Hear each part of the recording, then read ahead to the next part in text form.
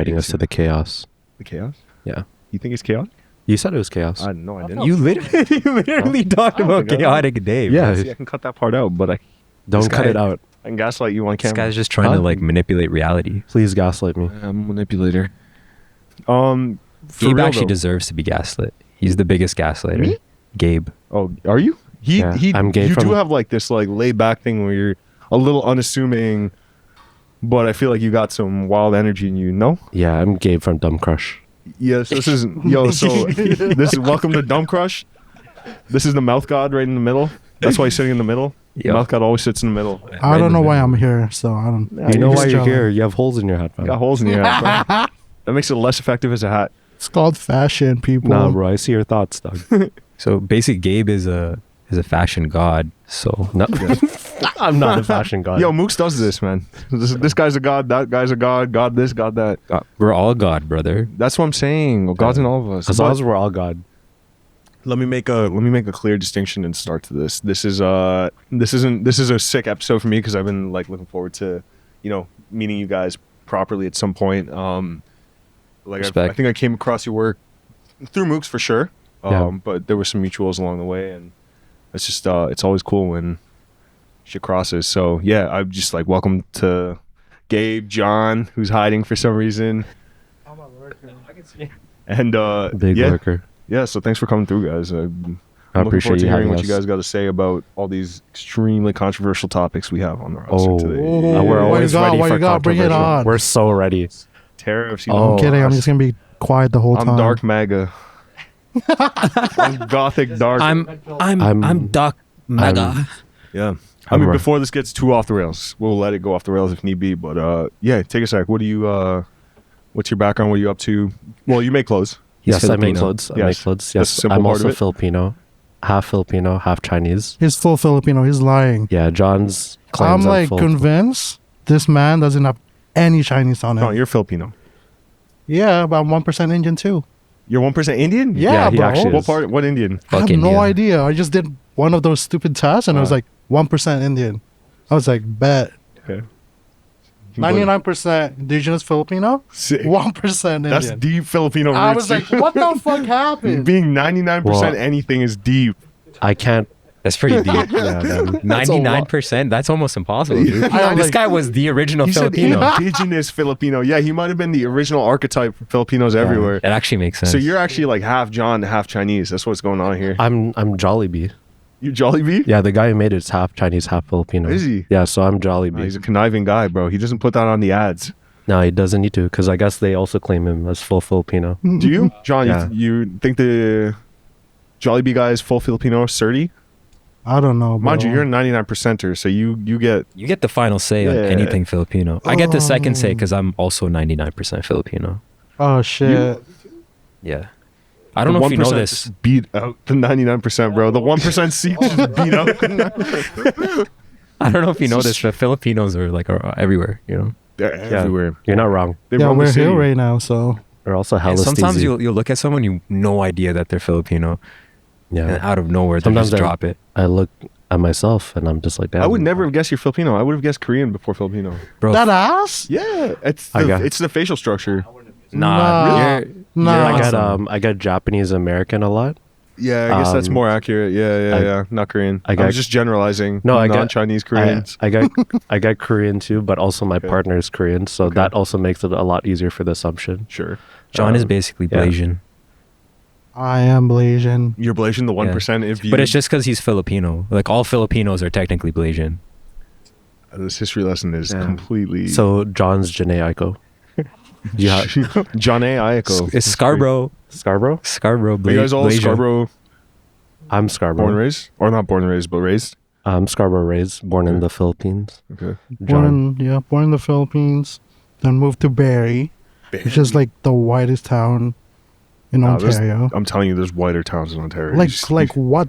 Drive 15 minutes west of Barrie, whatever town is over there is whiter than Barrie. I promise you right now. Wait, that town when we went up. Yeah, drive to this guy's ends. Were you there that shoot with Dewey? Which one? When we went like 2 hours past Markham, Yes. Past Yeah. the North. farm. The one. farm one, yeah. Yeah, that was the whitest town, but like I was a little bit scared when I first went up there. Because every single person that passed, it just glares at you. Yeah, and then all of I mean, they're not used to seeing anything. other than Robert, who showed us the farm, everyone was not white, Okay. and like everyone's like. But to be honest, like they had the best muffins in that cafe we went to before the shoot. Like I actually think about that muffin a lot. It was like a really white muffin. What So kind of muffin moist. is it? It was like the everything muffin with like berries, nuts, like All right, it's just hold like OG, Yo, like Sobeys Gertie, you muffins. think peanut butter milk could beat this white muffin? Peanut butter milk peanut probably butter beat milk. your muffin, bro. Pe- And you only have to peanut you only have to go to Ajax for that milk. one.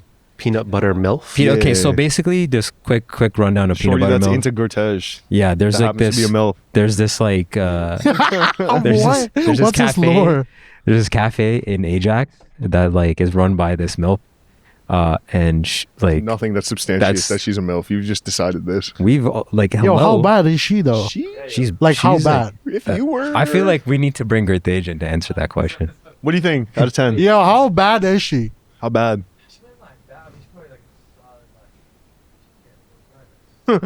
New York So, like, 6 out of 10. so like a- and you think she's New York bad? 6? Yeah, so like a Skippy's Crunchy. 6 in New York and Toronto is not a 6, bro. All right, yo, look, Gertege is too cut clean. He can't do these things. Anyways, He's she more about, she gave like- she gave Gertage a peanut butter ball, protein ball, Yeah, and she wanted his dick. So Blue since pill. then she's been yeah, That's crazy. she's got to fuck me eyes every single time that yeah. she Shout out walks in. Skippy Crunchy though. That's crazy. What's Skippy Crunchy? The real Like peanut Skip- butter milk. Like Skippy the peanut butter, but crunchy instead of smooth. Because you said it was a Oh, 6 an out of 10. aphrodisiac bear. Yeah, That's wild. Oh, yeah. I actually, when we walked into that store, we went the one time again for some.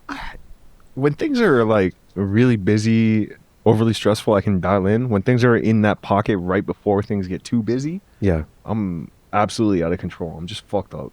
So we went to this thing. I was anticipating seeing peanut butter milk. I'd never seen her. Yeah. These guys drive me to the spot. We get out of the car. We walk into the store. Immediately, I know who she is. Immediately, out of this entire room of people, I look across the room. I'm like, God damn. Peanut butter MILF. I was close. I didn't say it out of respect for the MILF, but I was close. Anyways, yo, none of this has anything to do with you two. So, I know Mooks and you guys have history, like as far as like 888 and Yeah, the work goes, And romantic as well sometimes. Yeah, for sure. And now you have Romantic your own creatively. spot. To clarify. Your spot is a fantastic location, in my opinion. If I had a studio, I would want it to be in that area Oh yeah, for sure. Just like that wasn't out of choice. To fair be enough, fair, but like I just like that area. It also happens to be pretty close to here, but like it's it worked out. When Yeah. you said the studio, I was like perfect, what. perfect. They also happen to have one of my favorite coffee spots is just like right under you, so that's really Hale nice. Coffee? Yeah, Here's better coffee. there definitely is, but it's one of my favorites just because. Why do you like it? It's close to here, the Yeah. studio. I'm here pretty often. Oh yeah, It's close to Tenfold. It's close to my you climbing know, gym. You know what's closer? What? 915 DuPont. Oh yeah. Shout Yeah, out that's right. 915. Shout out yeah. 915 DuPont. Rooms is sick. Yeah. I didn't know they did coffee too. Yeah, Okay. I only know them as a cocktail bar. that's their yeah. During the day, it's a coffee spot. Oh, okay, sick. Yeah. Okay, sick. But yeah, you should come by. 915 sick. I just went to the Cy Gray thing like 2 days ago. And 915. Oh, yeah? Yeah. Nice. Fantastic location. Yeah. They've really thought that space through. It's really nice. Yeah, and that's like one of 3 vinyl, like they play vinyls. They host like a lot of really good like music nights. I would love to do like our team party there somehow. Let me know. Sick. I could line that up for That'd you. be sick. I'd love to Yeah. have everyone out, like everyone that's friendly Yeah. with the team. I think Cy was like 90 people or So something. you like can do 130. 150 or something Yeah. like that. 130, 150. That's Yeah. perfect. around there. We should definitely do that. We're thinking Yeah, about I'm honestly even thinking like for Gertage's launch, we should do something there. But Gertie. listen, we'll do Gertage's launch and styled by the Wandering Wit. The launch styled by Wit. Everyone walks in has to be wearing something made by you, otherwise they can't get in. I'll just sign That's white the- T-shirts as they walk in. And you could charge $10 a piece, bro. That's Yeah. That's dope. actually crazy. Yeah. Damn. Let me know when that happens. We're absolute hustlers. So I'm actually, I know I say this in not my clear state of mind, but July is what I'm thinking. I wanted to do it in April. It just wasn't like, I just didn't think we could get enough natural interest going. Yeah. April's not that nice out or anything, but I think You yeah, never we can do know. it in July. July would be sick. Gillette be fine. Yeah. It'd be fun too. I mean, we have enough like. We're inside. We're inside and it's fully naked, obviously. That makes it tough for some Wandering people. with underwear. Wandering with underwear. Well, You know, John- Liam was here earlier, and he was saying he makes his own underpants too, and I was like, bro, what the? That's what pretty the- hard. That's crazy. That's crazy It hard. can't be better than Uniqlo Airism though. It definitely makes I'm wearing Gore-Tex. Airism under this right now. It protects all my good clothes. Uniqlo Airism is Yeah, it's great. undershirts, whatever. Yeah, everything, socks, underwear, Yeah, Uniqlo. if you want to protect like your really nice pieces, throw an Airism underneath. Yeah. It'll block it from your disgusting body touching it. Yours and mine, not just yours. I'm saying mine too. You're not wrong. No. You can't layer an airism with an airism. Yo, I feel like Gabe is derailing me right now. No, you know what? I'm really good at doing that. He's doing it. Yeah, That's I'm telling you, bro. Gaslighter. No, I know, but I'm also trying to make this casting couch thing context make sense a little bit too. But how So- hard are you trying right now? I'm trying pretty hard. So Yeah? you two met through 888 days. Yeah. John, how'd you meet Gabe? I don't know. Nice. I know this guy. That's good podcasting right there. Yeah. I'm just here for the vibe. Yeah, I full only of like 100% indigenous Filipino people. How did we meet, Gabe? You say it. You say it. Me? Yo, someone Yeah. say it. Someone say it. I only got like 50 minutes on film. Oh, on shit. roll, so- Oh yeah. Okay, my bad. Okay, my bad. Sorry, I didn't mean to derail. It's Yeah. okay. Wow, you made them feel bad, you fucking bitch. Wow. Man, it's called domination. How Aye, how say did less. me and John meet? Okay. Should I give the John, just let it rip, bro. Gabe's just gonna keep fucking with me. no? Should I give the No, actual answer? Yeah, just give the actual Yeah, fuck answer. it. Just be real, right? Yeah. Yeah, fuck it. All right. This guy's guys gonna met look at dead Brass in the Rail? camera and just say OnlyFans. They definitely met Yeah, at the I strip met- club, bro. Yeah. I met him. There Two used- girls in front of them. These guys looked. Yeah. All right, fuck it. Time to make some real enemies. Fuck it. So before standard time, there used to be a studio in that Geary building. Okay. And that studio had a couple individuals in it. And shout out to that Shout out, agency, yeah, shout out to that era. to that era of people. Yeah. Also, it was called Syndicate Garden. Don't Yeah. name drop. That's fine. But that's Yeah. what editing is Yeah. for, bro. That's why That's this fine. isn't live. No, John, trust me a little. Trust me a little bit. Trust me a little bit. I'm not, bro. We met because I was close to one person in that era of people. I used to frequent that space a decent amount, or when I can at least, because it was close to 888 DuPont. Yeah, there was just a moment when like I came by there close to the evening, and I just like chilled there for a bit, and then John so happened to pull up, and I've heard John's name for a while. There wasn't much like sample makers or pattern makers frequenting the studio, and it was just me and John basically, at least to my knowledge. Yeah. The way you said it makes it sound like there's an ex involved in this story for some reason. No? There's an ex-friend. Ex-friend. Yeah. Ex-friend. And I'm no longer friends with that friend who Mm. I was close with at the time, but I got Okay. something a lot better Yeah. out of it. I don't know about that, dog. Hey, man, let him Well, have I it. know. Let's gas you up. Blaze you up on camera. Yeah. So yeah, met John. Honestly, it was just super chill night. Yeah. Went to go get Wendy's because there used to be a Wendy's closer to the Geary there. Yeah. Not the one that's posted up now on DuPont. I don't know the one on DuPont. Like behind alleyway. Yeah, there's like an art gallery there, and there was like a Wendy's in it. Honestly, it's pretty sick to be honest. Yeah. We missed out. Yeah. I was gonna say, like, I feel like there's a distinct disadvantage to being in the city for too long and being in one scene for too long. I think there's like everyone has professional interests, and you also have friendly interests, and it's like, how do you fucking keep them separate? Sometimes, you know what I mean? Like, yeah. But tough. yeah, I agree. Yeah. Yeah, but Tough. Yeah, honestly, yeah. Would Yeah. it be like Matt? Then it turned to like a 10-minute conversation. yeah. Then next thing you know, it's like 7 hours Actually, past. you know, it's so funny now that I think about it. Mhm. In this era of wit, we were talking about Gore-Tex and literally Oh, trashing yeah. Gore-Tex and making fun of it. And look what we're doing now. Yeah, just give the actual answer. Keep everything in, bro. Actually, all the that's actually moisture so. Damn, that's crazy. We were literally like making fun of Gore-Tex because like, yeah, we just like heritage stuff, like from like workwear to menswear and just like anything like more, a little bit more niche in the pocket. Sure.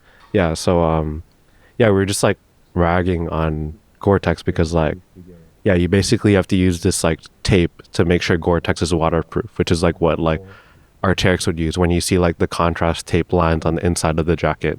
Shout out, yeah, which shout is out like to that. a Era. very tough machine to acquire, so that's why not a lot of people could make things actually waterproof. So yeah, we were just like Don't making name fun of drop. it because like even though like there's all this like new technology, all that shit just rips off and then you have to go get it fixed and it doesn't actually last. And I don't know, maybe it's better now, but yeah, we were just like literally making fun of it over like eating a Dave's Double probably. Yeah, You got 4 doubles in one night, bro? Yo, fam. we were so 7 hungry. Like I was literally with this man for 7 hours. Yeah, we were having real talks with the other people from that era, who are also other people are still around, and shout out to them. But yeah, like But fuck that one guy though. Yeah, fuck that one guy, obviously. Yeah. Say it too. Fuck that guy, bro. yeah, Implicate everybody in the room. Yeah. Yo, Hell yeah. Gertie, No. let yell from back there. Fuck that guy. Yo, fuck that guy. There we go. Yeah, you certified fuck, no? yeah, but no, honestly, probably the best Ex-friend. combo, like just making fun of Gore-Tex and eating a Wendy's Dave's Double. My God. Yeah, I see. What a life. Wendy's is my favorite fast I don't know food. Yo, about for that, dog. for a second I thought you meant like doubles, like Trini double. I mean, And I shout was- out to Trini Doubles too, but like, if they could do a collab, like a Wendy's A Should they Trini put the double. Wendy's beef collab? in the Trini Double with I'm not on going to top that of Wendy's, a I'm telling sporty you right now, inside bro. there? That feels like blasphemous, but in like the best way. Like was it's like behind heretic. the Yeah, that's like an alleyway, epic no? mealtime. You remember those guys? Yeah. Oh my Yeah. God, epic meal time. Yeah. Apparently, almost he gave himself a heart attack like 6 times. That's fair. So I found out the Super Size Me guy. I could be wrong, so I could be wrong. I could be wrong, but I heard he was a raging alcoholic the entire time he was filming the documentary. So he'd just go fucking crush Super Size Me, then just go drink like a monster the next night. Just lost weight, put out Super Size Me, and then ended up dying. He's dead. He dead from alcohol. Yeah, honestly, yeah. I think It'll be allegedly. like I mean, Matt, that's then they turn to like it's about as 10-minute good as any information conversation. gets these days. You get it The from next thing you email, know, you it's can like use whatever. 7 What the hours fuck's the difference? fast. We're not gonna look it up. We don't fact check in this Yeah, show. don't fact check. What We the don't fuck? fact check in this show. You can say whatever you want. Yeah, man. He died. He died of alcohol. He did Supersize Me. Now my question to you is, does that discredit Supersize Me as a documentary? No, it doesn't. He still did the work. He did the work. Yeah, you but, can't discredit people's but past, did you know? his point get discredited by the fact that he was a raging alcoholic the entire time? It still If sounds... anything, it makes it make more sense. What's that? How's that? Fill me in. You got to defend this, man. Shout out to that era. He can't. It makes no sense. I tried to intimidate you. I'm sorry, it didn't Don't work. name drop. It makes no sense. He They can't followed be him into the intimidated. doctor's office with the cameras. The doctor's like, bro, I don't understand how you're losing weight. Supersize me, whatever. And it turns out, as soon as he leaves the doctor's office, he goes to fucking Firkin on the corner. I think you have, good or bad, you have to be pretty goated to have a documentary. Make a Revolving documentary on right you. now. Huh? I can make a documentary on you right now. I But can can follow it you out be this door. Supersize and No, fuck- it can't be, you know what I mean. It can't be Supersize Me. It can't be like, You want to do Supersize Me documentary? no, I'm okay. We could do it at Wendy's. Yo, but all we have is gimbap. No, you carry it around in a box. You go to different fast food restaurants. You ask for their biggest thing. You open it up and you just slap gimbap on top. And then you eat it. Yo, so just to get back on track, there used to be this like Trying. listen, For the there was this Ex-friend. this guy put me on, me and Janelle and John, not this John, different John Crawford. Shout out Bus John. I don't know Bus about John. that, dog. Shout out John Crawford. Kuya. John Crawford. Yo, we not Mooks. You called the chair Mooks? Yeah, just call it. Just take a seat, bro. chair Mooks. Yeah, I did. just sit Yo, down. Mooks. You gotta zoot forward though. There you go. Oh, it was you like do? behind the alleyway, no? This guy put us on to like gimbap. He's just like, yo, this is basically just Kimbap. Kimbap. Yeah, but it's spelled G because Koreans pronounce G as a K. I'm so sorry to Korea. No, don't be sorry. Not to all of Korea, bro. You guys. Oh, just South Korea. I'm sorry to South Korea. That's right. Look at this guy, man. Kimbap. This guy just hasn't been trained for media. That's the problem. No. Unlike Not at me. all. You have 3 people on this couch definitely not trained for media. I'm not either, man. I said some. Ghost pepper burger? Yeah. Where's the ghost pepper? Oh, It didn't fuck me up. we weren't. No, go ahead. Yeah, Yo, honestly, yeah. So Would there be, I do like, the drive from Matt, New York to Toronto pretty and often. then Yeah, get yeah. to, Every like, time 10-minute conversation. I be coming up And and next thing down, you know, like it's like 7 the hours only shit you past. come across on the freeway is like a Taco Bell, Burger King, maybe we like stopped at the one, right? a Wendy's. Yeah, where we you know what I stopped. mean? Oh, and yeah. I see a ghost pepper 10-minute burger from conversation. Wendy's, and I'm like, Then yo, that next shit thing looks you know, really it's like interesting. 7 hours past. And so I got it, and I was like, this is the best thing ever. And so me and him are driving one time. I think we were going back or down. I don't remember what it was. Yeah. But I remember one time we got it, and then like it was so good in the moment.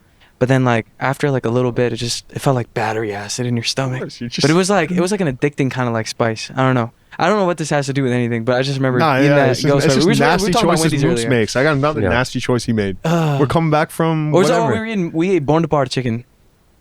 Born means ass in Punjabi, and bar means Born to to rip. bar. Yeah, explosion actually. Explosion Yeah. chicken. Explosion chicken from Brampton. Explosion. Yeah. Explosion Dude, chicken. and we took what did we did.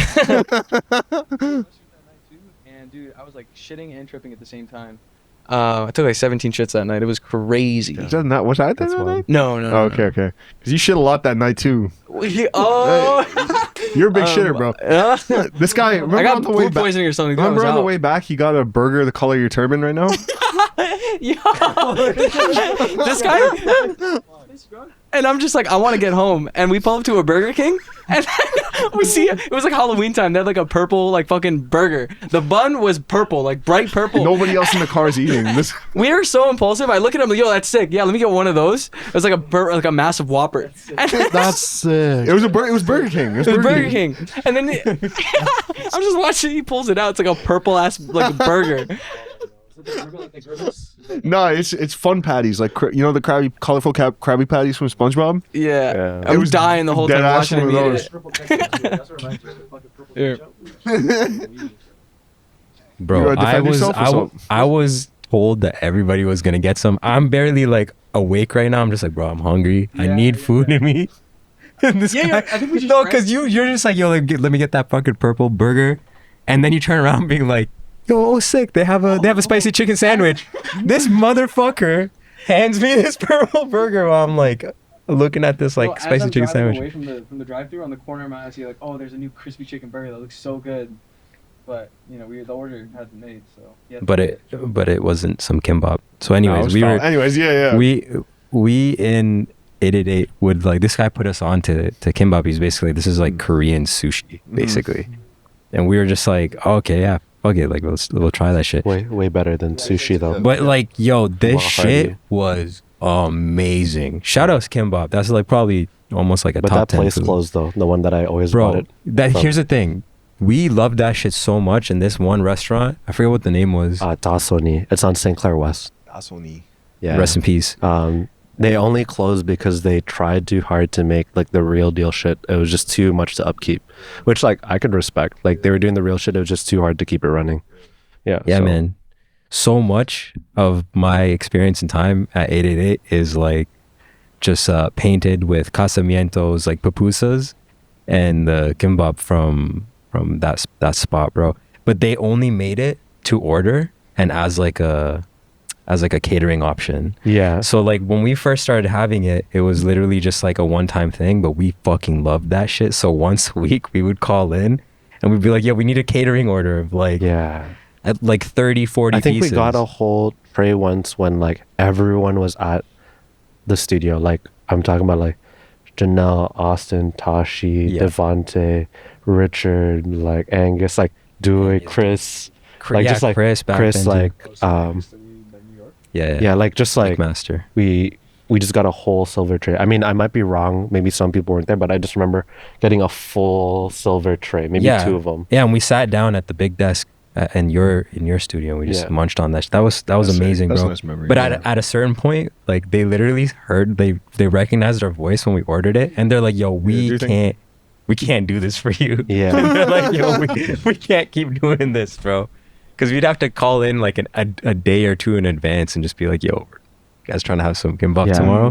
No, and Call like in. why it's so. I'll tell you why it's so hard to make it. Yeah. Because I'm like so basically it's in like a roll, right? And every ingredient in that roll is cooked or seasoned. It's not like a raw ingredient and then they just put fish like sushi, like a maki. It's like they stir fry the carrots. They boil the spinach and then drain it. They stir fry the pork neck. They season the rice. Every layer of that you taste it in the bite. And then they lather the seaweed with sesame oil. Actually sounds fantastic, Bro, man. it's one of the greatest things I've ever I had would the pleasure. order it right now for you guys and eat it during this interview. Like, Next one. yeah. well, you Next said one. Wandering closed, Part bro. 2. No, I mean you We'll could order find from it. other places, Fair but like enough, it's just yeah. like this is just I've had kimbap. I Yeah. just haven't had. Somebody had made it. maybe we should definitely cut that one out. Yeah, no, yeah, that's pretty good. All right, good enough. Yo, we haven't even talked about any clothes or anything yet. Like, what's I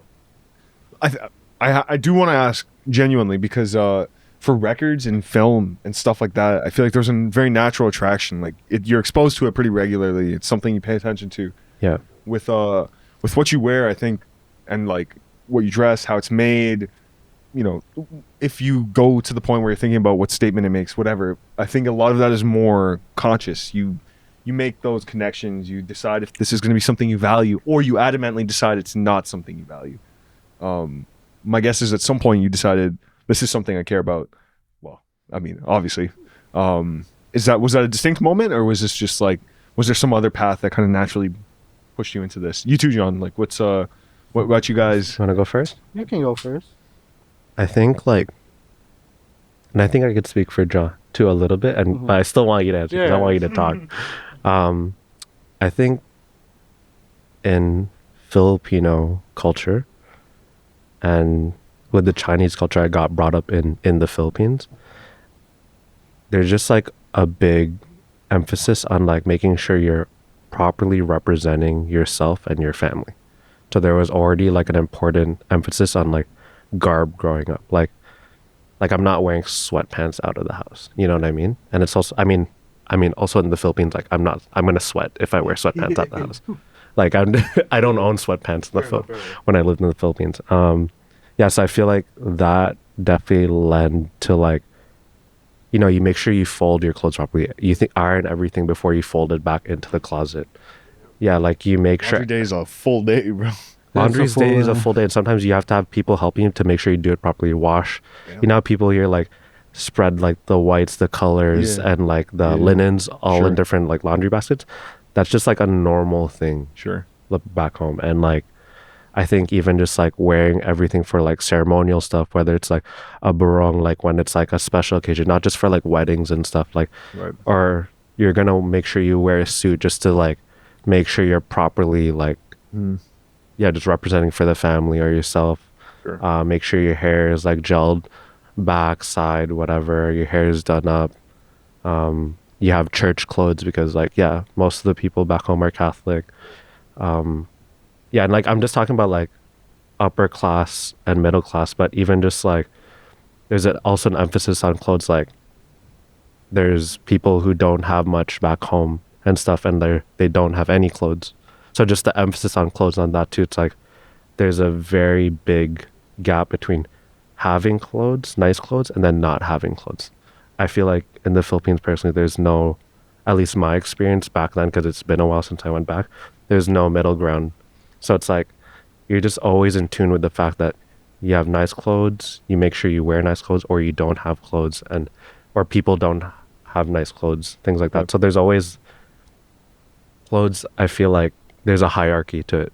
I feel like when you grow up in the Philippines, so I feel like that's like one thing that I got brought up in, and then you have like all your relatives and how they think about clothes, whether they wear it stylistically, occasionally, Yeah. or just like maybe you're gonna have like your Lolo wearing the same like sando, which is like like a wife beater, essentially. Mm-hmm. For Wife like pleasers, guys. Wife pleasers, yeah. wife My pleasers. girlfriend calls them wife beefers. 'Cause when I wear them, I beef her. That's Yeah. that's become the euphemism there. But yeah, like you just wear that for like 2 weeks straight because it's like their favorite one with like their favorite stain on it. I don't Right. know. Like, so yeah, I would say like that's sort of the root of like, So yours Yeah. comes from a very upbringing, cultural influence. yeah, like I wouldn't say like I paid attention much to it. That's just like Sure. how I came up. Like, it's just like, Yeah, I mean we're a product of our environment, so yeah. fair enough. So And now yeah. you were gonna speak for John as well a little bit before he takes over. No, I would I just say don't know. like because he grew Make up up in a the story for him. Philippines. No, Yeah. make up a story. Make up a story? Make up a Yeah, story. man. Nah, John. Look at his smirk. This guy's ready to cook. Let's No, go, I'm John. not ready to cook, but Yeah, but I don't know. Like I feel that's like right. it's like I'm in the same vein. Just like John, bring the mic right up so I can hear same you. vein. Sorry, but feel like for me, fashion started with just like my dad is obsessive with like Levi's. Like I feel like every Filipino dad's is like true religion, and like Levi's. They're truey guys. They're like with the fours with like ones. They're just like Yes, sneakerheads.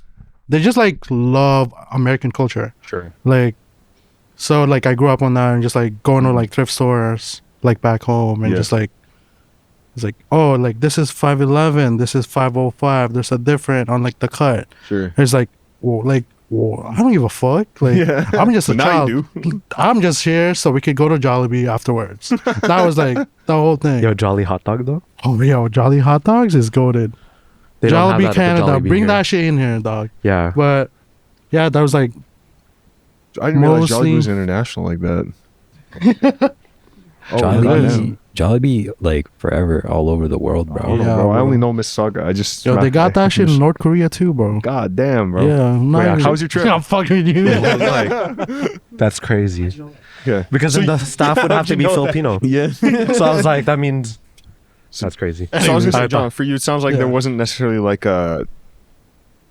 Well, actually, even the way you described it, Yeah. there wasn't like a hard line where you decided to lean into this super hard. Actually, I mean, I guess Well- I'm projecting a little bit.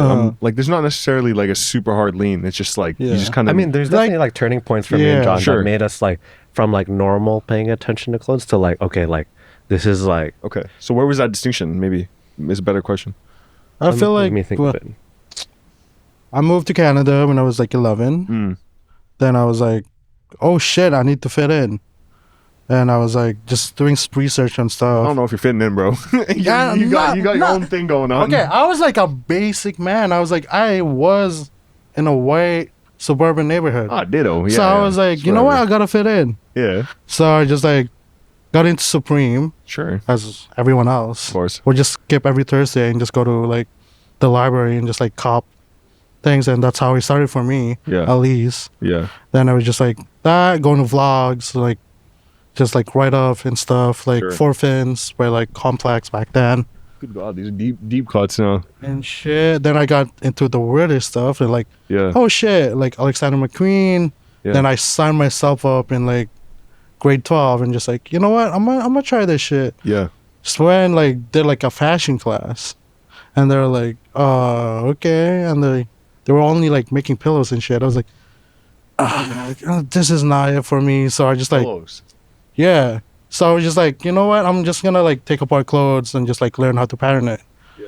But also it stems up from like, as a child, it's just like I had a huge family. Like, but anyways, cousins would like make toys, and their mom is like a seamstress, and they would just like make clothes, and I would just be like hella jealous because like I want to make that shit too. So that probably stems up. Like it just comes back to like childhood for Yeah, me. of course. I mean, Just like fair enough. realizing that. Yeah. Yeah. Okay. So now we're here. Wandering with pillows will go so hard. We need some for the studio because we be sleeping in there after Yeah. long Yeah. shifts. We So just one be day I there. came by, you guys were still there for like 3 hours after or something, getting ready for an order or something. I forget exactly what it was. Which one? How'd that go? Curtain day. How'd the curtain thing go? Let's go to Yorkdale. It's it in there went somewhere. It went Well, well. We okay. finished it and we finished it on time and Sick. yeah, shout out to the team Who was in it? Yeah, for context, I went to their studio. It must have been like right at the end of my night. Like I was ready to go to bed, and then these guys are still up for like hours on end working on, I guess, a project. Yeah, I don't think we Curtains. went home that night. Yeah, I think we slept. No, we did sleep there that night. Yeah. Or I mean, not sleep, but like we stayed Yeah, it was over. curtains, right? Yeah, it was That was curtains. like one of the wildest fucking. Last minute jobs we've ever Yeah. done. Yeah, and just like the nature of the business, like I know it's hard for me to believe that any brand, no matter how famous you are, Yeah. don't do side gigs on the side. It's side It's just quest for like you. realistically, like the collections you release, the capsule you release, Yeah. it's just like to pay for staff, rent, and everything, and just do all the whole business side. It's just like I don't know, you have to be like a luxury brand, and Sure. I wouldn't. I think luxury brands also take side gigs, like whether it's like doing costumes for like the ballet. Oh, you mean like with the already staffed team and Yeah, like, I production just house feel and- like- okay. As a business, like why would you turn down like money to keep it going and pay your staff? You Sure. know what I mean? Like Sure. so I feel like just the nature of business, like we're gonna always make bespoke clothes and just like our caps release, but like there's always side gigs until Yeah. like you become big, like which I feel like need to be more normalized, Yeah. because I feel like Yeah. people think people be making it, but Nah, we out here like sewing cushions and shit. yeah, like, and then but also making like a technical hooded jacket, like it's just Yeah. like there's no should be like no ego, like money's money, can't beggars can't be choosers, Yeah. you know? Yeah. Yeah. For sure. Yeah, so yeah, On that note, you're gonna say something? The hooded jacket looks crazy. Yeah. thank I've you. already like every single time it's been on your story, I'm messaging like I need that shit right now. Yeah, So hard. But we're gonna make a turban line for all my sick brothers out there. Shout outs. Wandering Wit. Vortex. Vortex turbans. John's not joking. John is not joking. Yo, we need it. Crazy, bro. We need some Gore-Tex turbans, bro. This shit. I This feel shit. like the Gore-Tex material itself doesn't lend itself well to being wrapped, though. we'll We got fucking- cotton they'll- Gore-Tex for you. They'll, Yeah, they'll don't figure worry. it out, bro. We got it. We got it It's our figured out. niche. Don't worry. They We've got been- it I figured don't out. even know what that means, but Yo, alright, we've so- Don't worry. been field My- testing this for 2 years. Yeah. I swear, okay. My turban Yeah. deserves to be dried too. Why is it wet? What are you up to, bro? Don't worry about it. Chill Yeah, what are you out. doing? What are you Yeah. sticking your head into? Chill Don't worry. out. Chill If out. it's anyone, it's me and John. They'll Kind figure of. out how to do it. Are you allowed to make it? Or you're not allowed to sell it? What? Well, it's just like Vortex. We need like illegal. Yeah, just like just Teflon because yeah, like it's like not good for the environment. yeah, and it's like things like probably that. Blaze and cause stuff. cancer. So I'm just like, I mean, Dude. to be honest, they should just I have cancer. yeah, it just looks easy, bro. yeah. Yeah. It's I mean- crazy because the PLAs that they banned, like Arkies still have it. Like Yeah. everyone still has Yeah. it. I mean, shouldn't they just ban cars then if it's like not good for you? Yeah. When they're just Like gonna you're ban walking like on a the sidewalk specific and plastic. 18 cars walk by you, just breathing in the petrol that they fucking right. I don't know. Like if we're just to put some common sense to it, like shouldn't No, you ban like honestly, many it's other a- things? it's a Shouldn't you weird ban, line. like computers because you'll be blind in like 80 It's a years or weird line to something. draw. Yeah. Yeah. Yeah. 80 years, Free bro. Congo. You're gonna be I know, blind. you don't- If you stare at the screen for too long, you don't have the blue lenses in your eyeglasses, you're gonna be blind or in something. 80 years? 80 years from now, I'm lucky if I'm alive. Nah, we'll live that long. Are you crazy? You seen how I behave? Yeah, I'm trying to be top at like 75. That's it. I feel like in 10 years when I was in technology, that where we can live till we're like 130 type shit. Yeah. You at 130, bro? I know. Nah, I'm not bro. saying- You don't. I'm good. I'm gonna pass on that if we're voting. I'm saying that it'll be possible. If I'm 35, at least I need to be drippy. That's Drippy all. at 35? 135. 135. I was gonna say, Yeah. damn, I got no time. You're like Wango, bro. yeah. You're like Wango all tatted up. Actually, facts though. What's Trying that? to be a drippy old man. Yeah. Yeah, you gotta be careful, bro. Those guys turn into predators. Old dudes that dress well are typically the predators. I don't think they turn into predators. I think they're just predators. Look, causation, correlation. I'm not arguing that with you. I'm just saying, if you're dressing well at 35, there's a good chance you're a predator. 35. At 35, What the fuck is a brother. turning point, bro? Dude, I'm gonna Oh, that's what he be. said. I'm gonna be. I said one. No, he said 135. He 135. said 135. 135 is He's just gonna be like- 35 and drip the fuck out. Yeah, dog. I have no idea Wandering how old Wit. anyone who's come to the studio today is, apparently, so I don't know. I'm good. I don't want to know. It's fun. Sure. It's fun, bro. I'm just going to assume everyone's legal. Don't assume that. I'm 35. Nah, I'm kidding, bro. I'm in a long-term thing, too. Nice. I like long-term things. Yeah, long-term things Yeah, let me get shit done. That's basically it. Nothing better than a long-term partner. That's it. I'll make sure I clip that part in and just keep it repeating. Please. all through the interview. Please. I want this to be my last relationship. There you go. I feel that. Yeah. Damn. Lovely. I'm Yeah. tired. So in terms of aesthetic direction, there's the there's the experimentation side of it, where it's like, let's experiment purely with material, whatever, manufacturing, production, XYZ. Yeah. But then there's also the purely aesthetically informed side of it, like where you're like, now that I understand how these materials are going to work, I want to turn it into something. Is there a design language or something that underlines the work you start, or is it completely free from the rip? I ask it this way because, like, if you were to start with a blank slate every single time, world's your oyster, right? Like, it's hard to get to the end. So how do you guys juggle that?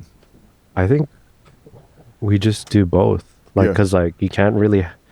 I personally don't like to be formulaic at all in terms of design, but I also understand it's a business, so you can't really just be starting from scratch every time. There's clothes in landfills. Yeah. Like, Oh yeah, for sure. like- I mean, You can reference everything at this point. Like there's like you're not gonna make a new garment. Yeah. So just not a new garment, new styles of garment. sure. Just You could just do it in your own way. on Sure. your own way. Yeah, and then however you define your own way Well, I is guess- completely yeah. up to you. People do it to different ends, right? Like some people do it because they want some piece to walk on a runway, or they do it because they want to make sure something is mass adopted or it's like mass utilized.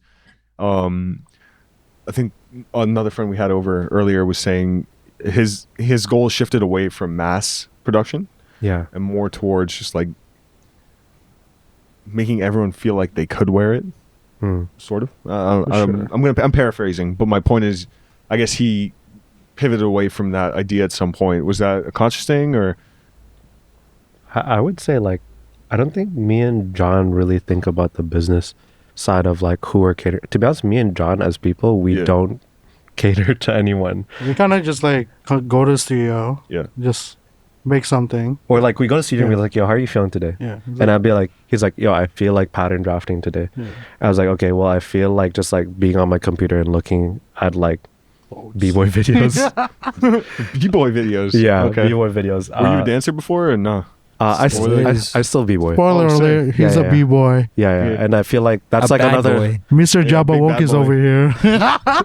and I feel like that's like a bit of lore of how I actually got into like clothing. Sure. And a little bit of Toronto lore and history too Yeah, into yeah. that.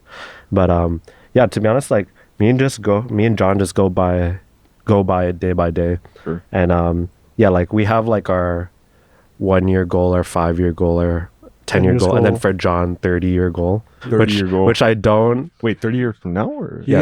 Yeah, and I don't believe in seeing that far ahead, but I also believe in John, so I'll let him. You gotta I'll set let a him- flag yeah. up somewhere, Yeah. man. Like at some point you're gonna course correct. Yeah, That makes I sense. I just think like life like takes you a certain way, so I just like course. I like to think far enough, but not too far where like I personally can't see it just yet. Sure. Yeah, I just Sure. I don't even know what I'm doing tomorrow. Of course. You know what I mean? So just like I like to think in a way where it's just like, okay, I've lived life long enough. I know like what I'm gonna do in a week, what I'm gonna do in a month, and it's like 30 years sounds like a grand idea, and I believe we can get there. But it's just like I don't want to like think about it fully just yet. Sure. Yeah, but Yeah. yeah, but in terms of like, I think we just will make clothes to feel like ourselves. Sure. Yeah, and like, yeah, like if we like how a wool feels, I'll literally look at John and then he'll just be like, trousers? And Yeah. I'm like, yeah, but trousers with a dart going this way? I'll He's be like, like, nah. He'll be "No." like, trousers with a pocket in this part. I was like, but yo, what if we made the pocket this way? And he was like, yo, but they sew it this way in this Victorian era. But I was like, yo, they sew it in this era of the military era. And with that, we just end up having conversation for 3 hours, not making anything. Yeah. I hit the Yeah, winner. and Yeah, just be and like- then the next day we're like, okay, we should start working on this tomorrow. Sick.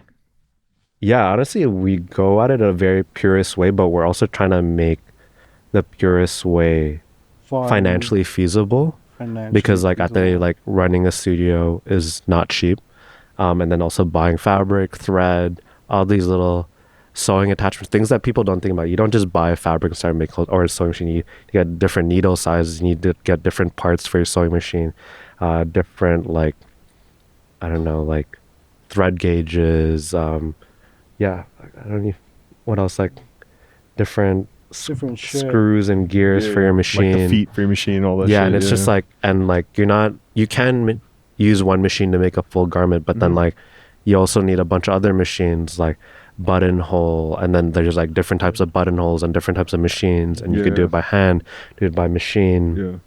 Yeah. And then sometimes you need something to make the buttonhole look nice, which is like, Sure. Disaster. yeah, which is a disaster. And like, Keep fucking up our machine. yeah, and then Yeah. you need like different needles from different What brands. does the buttonholes? I thought it was a serger or something, right? Buttonhole would be like this on the shirt. Yeah. How does it do the outside line? The outside line. So there's a machine that actually stitches it like that. Yeah. Like it's automated. Yeah. So it just sews the full line like that. And then some of them have a cutter that cuts the whole immediately, or you could just like hand cut it yourself. Got you. Oh, Okay. But then there's different types of buttonholes for different types of buttons. Like a Yeah. jean jacket has a more circular buttonhole, So which is more like it's called a keyhole. yeah. Keyhole. And it's like a more vintage style buttonhole. But like there's more newer automated machines that could do it. Yeah. Sure. But then you need that certain type of buttonholes for the wear that you need to use it for. Right. You're a buttonhole. My buttonhole? He called you a buttonhole. Called you buttonhole. Damn. We could clear That's this the- all out right now, and the rest of this could just be you two fist fighting. No, we're gonna b-boy battle right now. B-boy battle on this floor. I wouldn't touch it. Yeah. Jeez. But Toronto also has a really big b-boy history. Really? Yeah, and it also like ties into like how I like got more exposed into fashion. My bad. Yeah. No, you're good. You're good. What's the b-boy history here?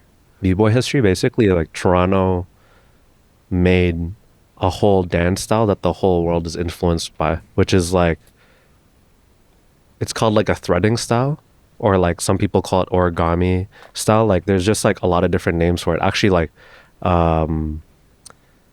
an interview and documentary just came out about like this legendary b-boy called Megas, Megas, and basically he's like a pioneer of this whole style. And like essentially like, you know, like moves where like you see on TikTok where like people like actually Yeah, hold yeah. their foot and Grab their foot, that jump move through. was made here Oh, sick. in Toronto. No way. I've seen that Yeah. everywhere. Yeah, that move You used to do that Actually, shit? that shit, I watched music. yeah, that move and that whole style where people thread their body through with their arms and make complicated dance moves, that was literally made here in Toronto. Sick. Not even in Canada, in Toronto. Damn. Yeah, from like some parts of the crews that made it are from Scarborough. Mhm. A lot of them are from Scarborough, and then I believe some of them are on the west end. I'm not too sure where exactly in the west end, but like, yeah, just mostly in the suburbs, you know? Yeah. But yeah, like basically there was this guy, his name was like B-Boy Tango, Okay. but his name is Merv, and he's like one of the OGs and like one of like the biggest crews in Canada called Bag of Tricks.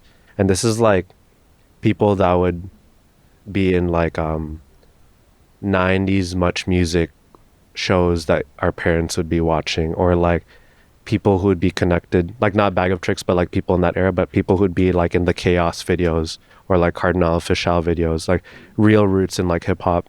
And like, yeah, there's this guy in this crew called Bag of Tricks called his B-Boy Tango, but his name is Merv. And he used to work at their OG location, Uncle Otis. Yeah, and he's like one of the OG guys that used to work at Uncle Otis. And then like at the time, because I was like into breaking stuff, my high school science teacher, that's his day one that he grew up with. Oh, no way, man. The Yeah. world's weirdly small. Damn. And then then he was just saying like, yo, Gabe, if you like breaking, like, and seems like you like clothes, because like in high school, like as a job, instead of getting like a part-time job, Yeah. I like tailored and altered people's like clothes in high school for money. Oh, damn. And that's sort of like how I got better at sewing, like just like I went to a Catholic school, so altering people's like dress pants, if they needed stuff for like semi or prom. Yeah.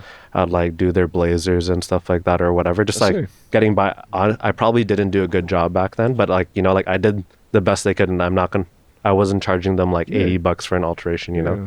But yeah, so like my high school teacher, Ryan Wong, introduced me to Merv. Mhm. And then Merv worked at Uncle Otis, and then he had this brand at the time called Magma by Iris. And yeah, this pretty much led me in a whole slew of like learning about the whole Toronto fashion scene, from like Nomad to Otis to Lost and Found to Haven When's to this? Neighbor. What era? Like what years would this be? This would probably be like 2011. Okay, Yeah, 2011. 2011. Yeah, like I'd be like like just finishing grade 9 at the time. What's happening in 2011? I'm trying to contextualize this a little bit. What was big in 2011? G-Star? 20, Wise? 2009. Just trying to think of anything to like. And 2010 was when Baby came out for Justin Bieber. Oh wow. Yeah.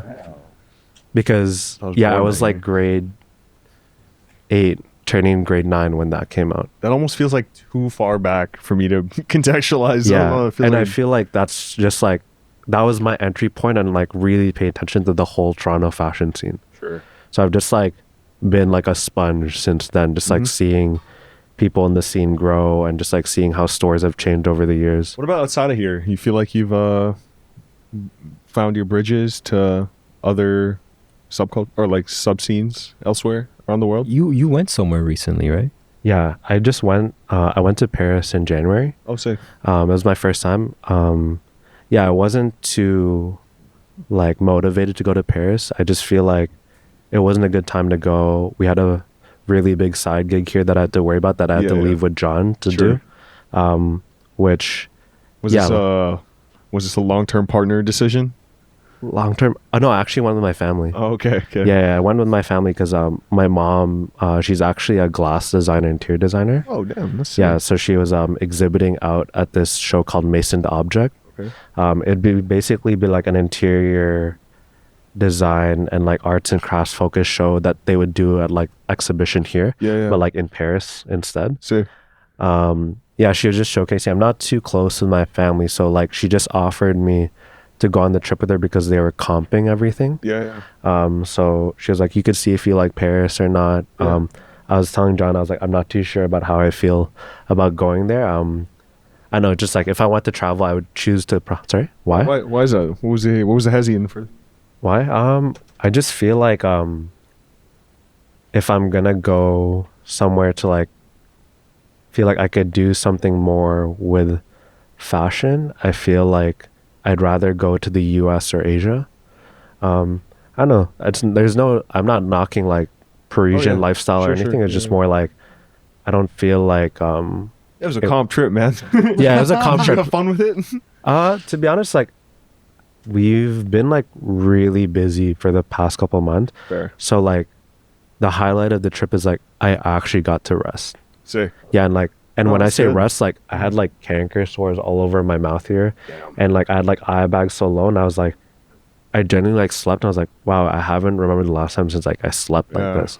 Yeah. Just because like, I mean, to like sidetrack a bit, like we're in the middle of a rebrand right now, Mm. and it's been like pretty mentally taxing on me because like, John joined the team not too long ago, and now he's been like helping me out a lot, and like I feel like it's just been like a whirlwind of challenges, like working, like we changed the whole style of the brand. Mm-hmm. We pretty much erased the old part of the brand Yeah. and stuff, and just like, yeah, just because like I was operating with a different team, and like out of respect to myself and them, I just felt like it was just good to start back square one. Sure. Also, I didn't want to get into anything complicated if like they wanted to call me out for using maybe this logo because Yeah, like I yeah. didn't technically do the graphic design Sure. and stuff, or I mean I Yeah. didn't do the graphic design That makes 'cause, sense. you know, like so yeah, I just felt like it was like a better move to just rebrand, and that was like a hiatus that John was like with me for most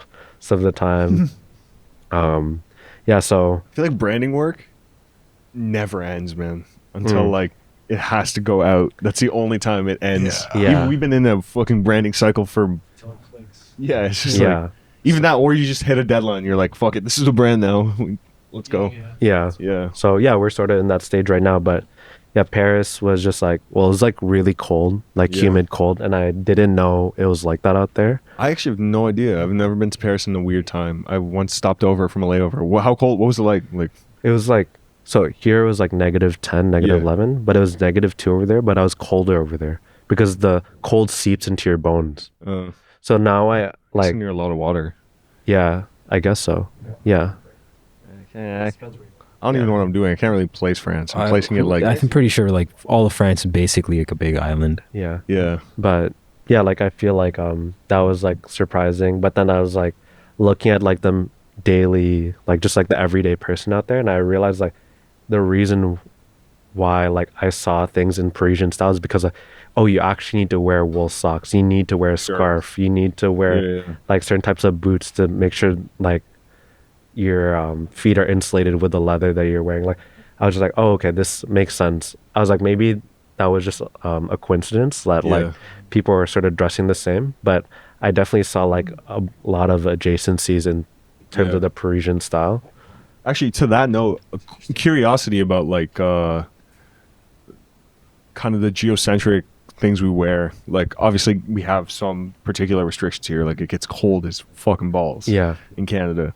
So I mean most people are walking around with the same jackets or at least the same style. Yeah. Faux fur, brims, Macage or Arc'teryx. Yeah, it's like how do you make sense of a world that feels like it's increasingly going to like homogenous styles, especially when it comes to clothes? I feel like the broad spectrum of people don't.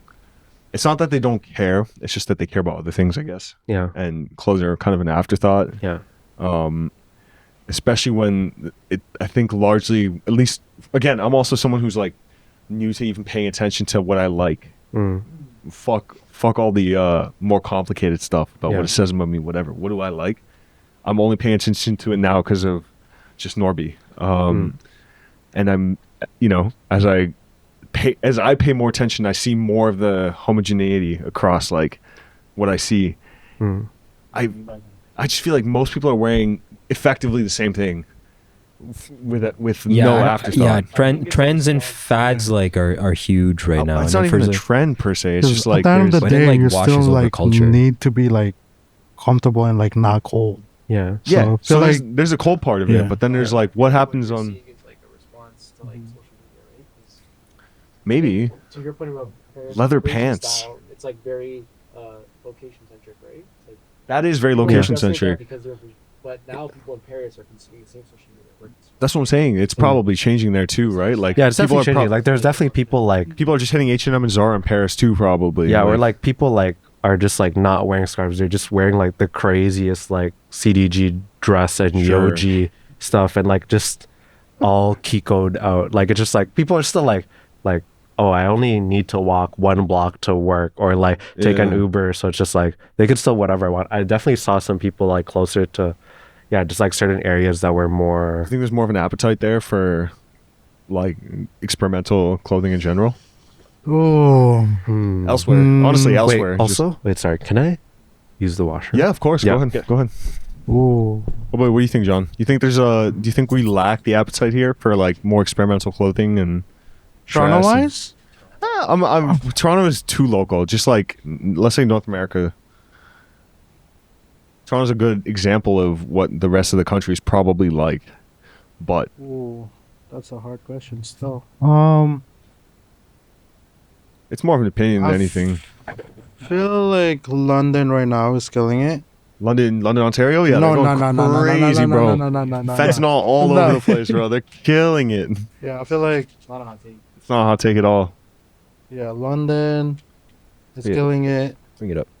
London is killing it. Stal, what's sticking out to you in London? I feel like they're more experimental. I feel like that era of like McQueen is back, where they're just like, okay, What McQueen era? like Alexander McQueen. Yeah, so but like, just like what kind of stuff? like 90s and just like going to fabric store. And I feel like London is more like gravitated. They're more like there's like a lot of subculture that inspires the fashion there, in my opinion, and just like rave culture. Also, they have like the best fashion school in like the whole world. So I feel like, They and have that's really good, just like artistic, technical yeah, and they're just like institutes, that school also just like has a big foundation of like, okay, here's a silhouette, and now you have to deconstruct it. yeah. So there's more experimental that way. Consumer interest. yeah, like what is the interest of people with purchasing power here? Like what would they like? I just feel like it's very much, it has to be a very, very much like a spin on something that already exists. It has to be very familiar. You want to I talk don't- shit? No, feel free. Go ahead. That's the whole point. That's what I'm asking. I disagree. Yeah, go I for think it. I think people, in terms of what they want to get or what they want to support, I think we've built such an infrastructure for bandwagoning in Toronto that people, Like a clout-based economy, basically, kind of. I wouldn't even say cloud, because some people don't flex it. They just want to like, they're As just soon as someone has some kind of like attention, you feel don't like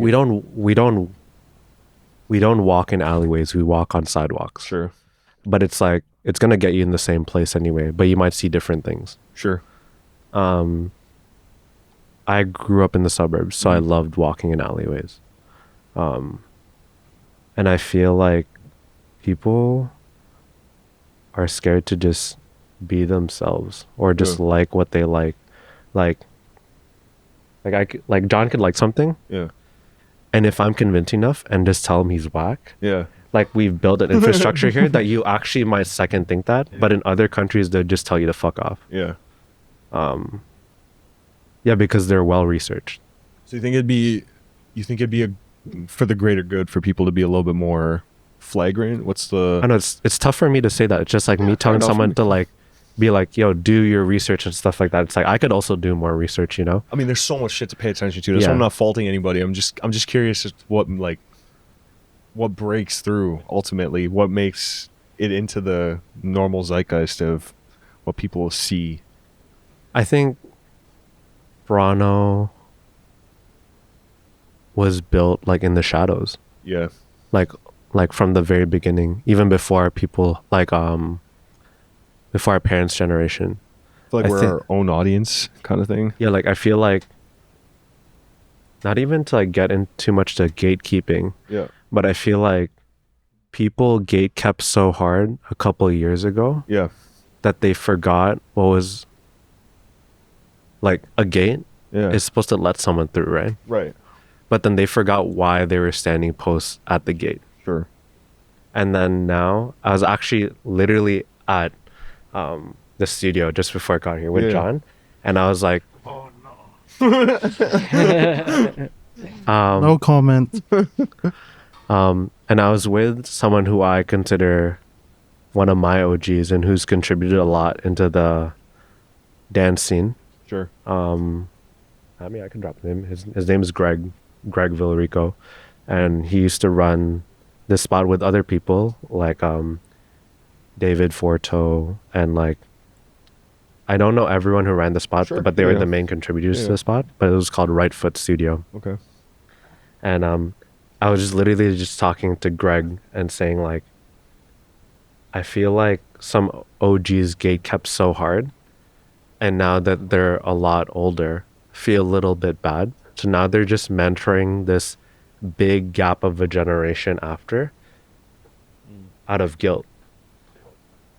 Because like they gate kept so hard then that like I like to think I'm like a middle generation just before the new gen because of COVID. Because I think COVID really like time skipped a whole generation of Oh, artists. for sure, dude. 100%. Yeah, And then I know, I mean, some people just quit and just doing like normal 9 to 5s or just like still doing their thing, but they were definitely like abruptly halted, you know? Yeah, so I just feel like there's just this whole thing of like, I feel like Toronto's like in a big limbo of trying to help itself. And I mean, I'm not in every pocket and every circle in the city, you know? Sure, Like, so yeah. just like, I don't know, I can't speak that much for like every fashion course. scene, music, restaurant, Yeah. like, yeah, sport, Sure. whatever. But yeah, I just feel like there was a point when people started like commercializing their work and craft Yeah. because like at the end of the day, like everyone needs to pay bills. So I feel like there was just like a movement in commercialization of people, but then people didn't supplement that by doing their own thing. Was it? Do you feel like it was like a natural competitive edge that grew out of lack of resources or something, or like where's this all come from? Because like a funding maybe. yeah, it's got to come from somewhere. I don't know. There's so much There's designer. a lot There's of things. I wouldn't say like, I know it's really like ignorant for me to be like, oh, there's a lot of funding, there's a lot of money out there, Yeah. and things like that. Like, I feel like everyone who's like up says that. Sure. But like, if you look at like the greatest designers, artists, whatever, right? Like, they just literally did their thing, like either at their crib or at home, or like worked with someone. Like, I know, okay, like for clothes, right? Yeah. Let's just say Yeah. everyone lives in their parents' house, right? Sure.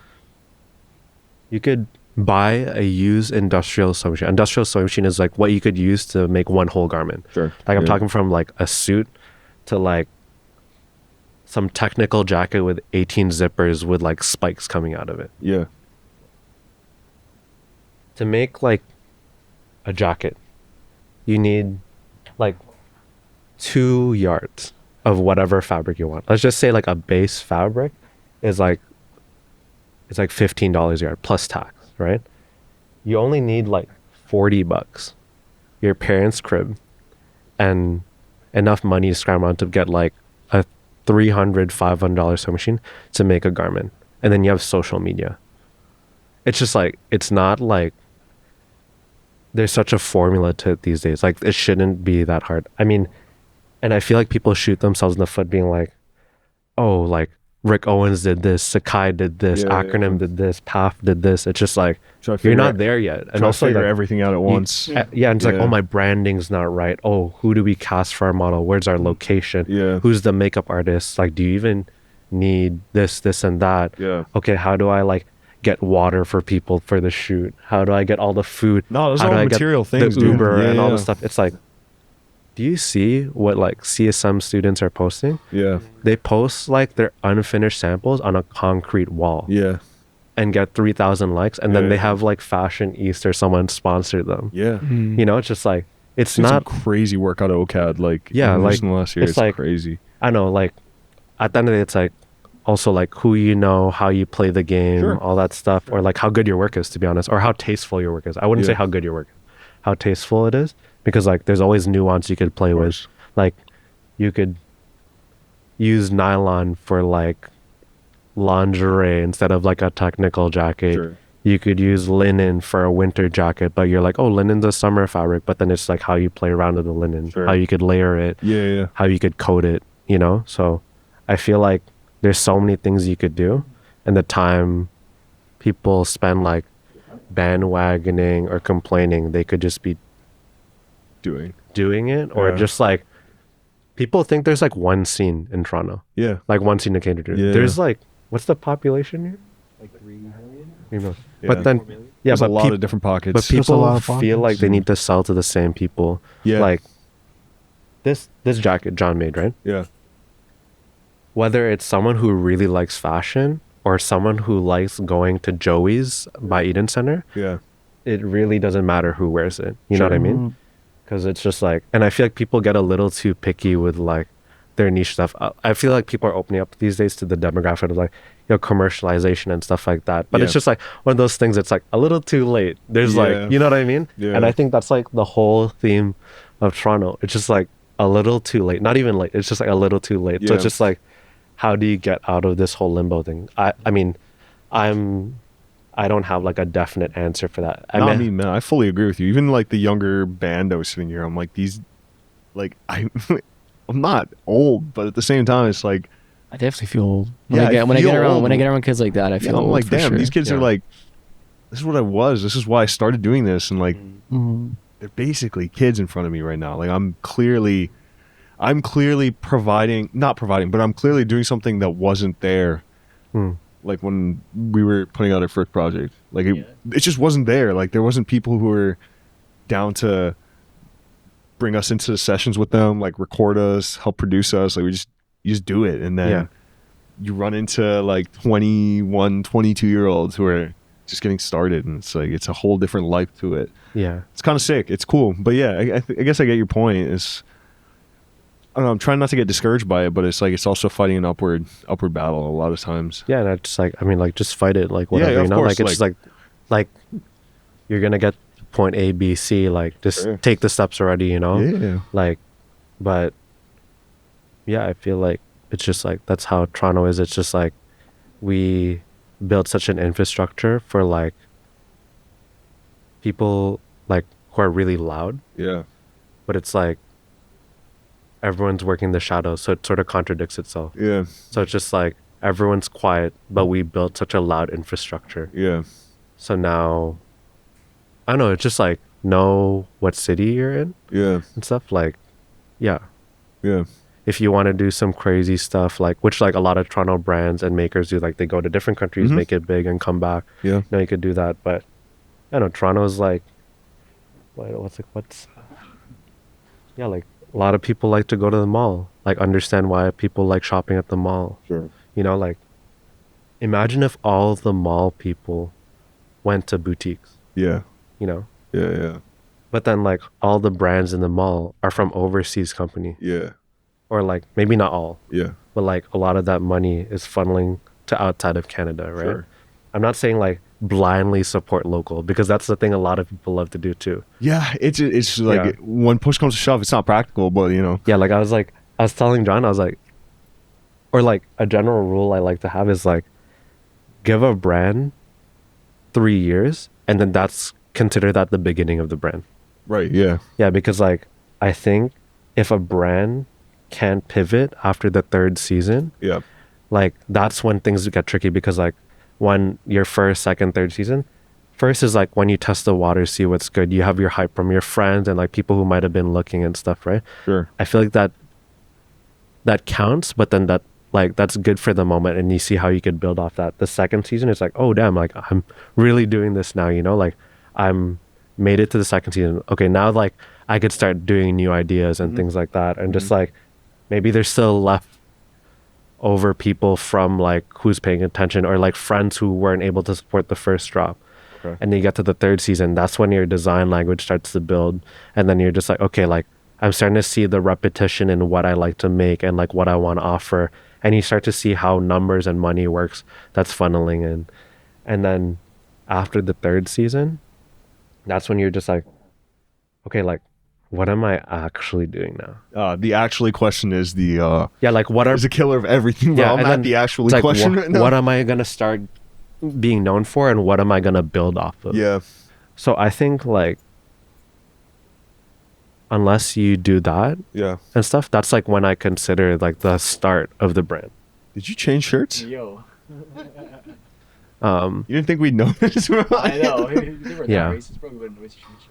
What do You guys should have changed turbans back there. That might have been something else. Yeah. Turbans and glasses, maybe.